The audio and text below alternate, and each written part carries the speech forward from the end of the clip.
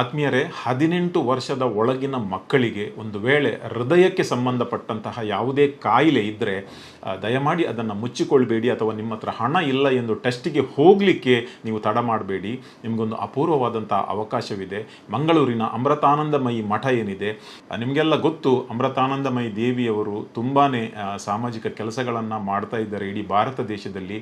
ಅವರ ಆಶ್ರಯದಲ್ಲಿ ಬೋಳೂರಿನ ಅವರ ಮಠದಲ್ಲಿ ಜನವರಿ 19ರಂದು ಬೆಳಿಗ್ಗೆ 9 ಗಂಟೆಯಿಂದ ಮಧ್ಯಾಹ್ನ 3ರ ತನಕ 18 ವರ್ಷದ ಒಳಗಿನ ಮಕ್ಕಳಿಗೆ ಹೃದಯ ಸಂಬಂಧಿತ ಕಾಯಿಲೆ ಇದ್ದಲ್ಲಿ ಅದನ್ನು ಡಿಟೆಕ್ಟ್ ಮಾಡಿ, ಒಂದು ವೇಳೆ ಆಪರೇಷನ್ ಬೇಕಿದ್ದಲ್ಲಿ ಫ್ರೀ ಆಫ್ ಕಾಸ್ಟ್ ಕೊಚ್ಚಿಯಲ್ಲಿರುವ ಅವರದೇ ಒಂದು ಹೈಟೆಕ್ ಆಸ್ಪತ್ರೆಯಲ್ಲಿ ಅದರ ಆಪರೇಷನನ್ನು ಕೂಡ ಮಾಡಲಿಕ್ಕೆ ಅವರು ರೆಡಿ ಇದ್ದಾರೆ.